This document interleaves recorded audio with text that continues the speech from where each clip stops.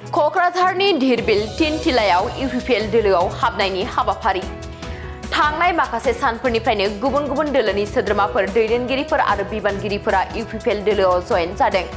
BTR सरकारनि आदर्श गुनगोनां आरो थांखि लानानै हाबाफारि मावनायखौ गुबुन गुबुन दोलोनि सोद्रोमाफोरा मोजां मोननानै इउपिपिएल दोलोआव हाबदों।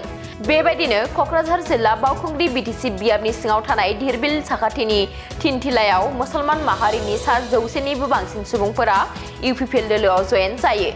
क'क्राझार जिल्ला माइनरिटि सेल इउपिपिएलनि बानजायनायजों बिटिआरनि मावफुं सोद्रोमा रनजित बसुमतारीनि नुजाथिनायाव गोबां मुसलमान माहारिनि सा 100नि बांसिन सुबुंफोरा इउपिपिएल दोलोआव जयेन जायो।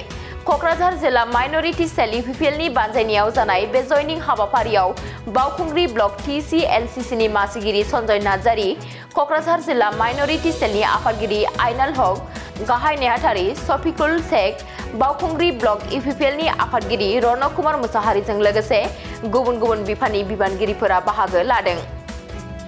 आं नोंथांमोनखौ मोनसे खावलायनो नागिरदों नोंथांमोननि मिडियानि गेजेरजों बिटिआर बासिनिसिम हाग्रामानि सोलोंथाइनि सायाव आंहा सन्देह दङ। हाग्रामानि रोंगौथिनि सायावहाय जुदि बियो रोंगौथि गोनां सासे मानसिमोनब्ला फरेनार आरो इन्डिजिनियास बे सोदोबखौ बाहायनो रोंगौमोन।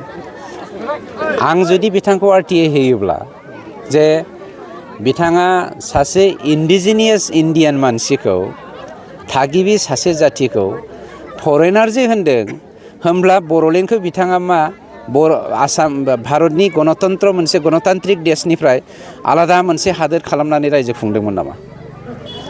आं बिथांनि सायाव दा RTA होनो हायो गोसो जायोब्ला, खिन्थु आंनि खोन्थाया जादों आं मूर्ख जानो नागिराखै। आं सोरजोंबा सोरनिबा एगेन्सै थांनानै खामानि मावनानै समाजखौ गुबुंले खालामनो नागिराखै।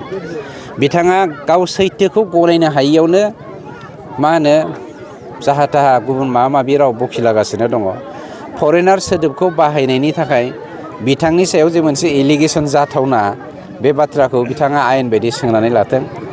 गतिके आं बिथांखौ खावलायो नोंथाङा मा होनो दा सौलायै मेंग्लिखाबाय, आथिं आखाइ रुमायजोबखाबाय, दा गं बायनानैबो गं बायाखै होननानै बुंना लाबाय थायोब्ला रायजोआ बेखौ मानिनानै लाया। गतिके दा गणतन्त्रनि पद्धतिजों आवगायनो थाखाय जों बिथांखौ चेलेन्ज खालामो आरो बिथाङा थारैनो सासे चेलेन्जिं मुडनि सासे दैदेनगिरिब्ला काउन्सिलनि एसेम्ब्लियाव फैनानै आंखौ बुंफैथोंना आं फरेनार ना इन्डिजिनियास। आं चेलेन्ज खालामो नोंथांमोननि मिडियानि गेजेरजों मार्च दानाव जोंहा मोनसे एसेम्ब्लि जानो थांगासिनो दङ।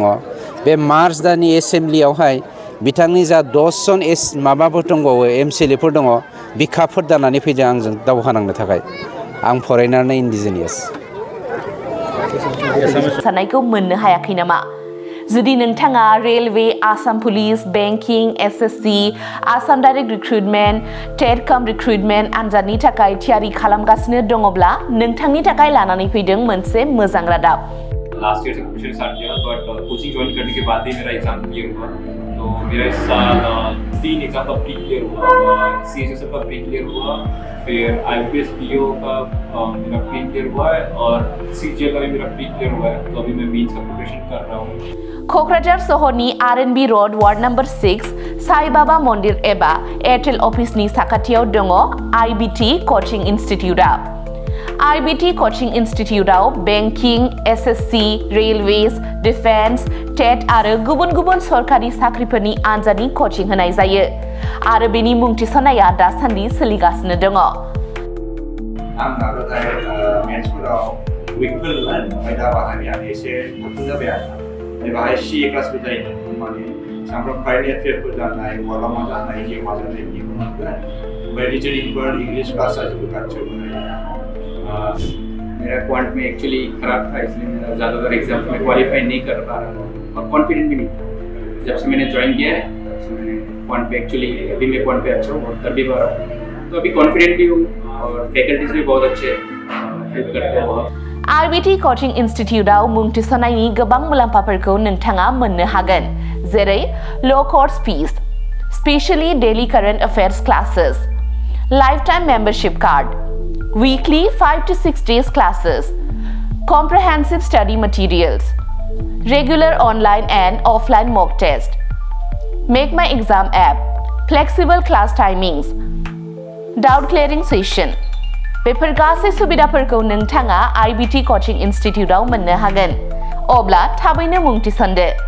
आबुङै मिथिनो थाखाय 9387277188 एबा 9101325849 आव सोलोंनो हागोन।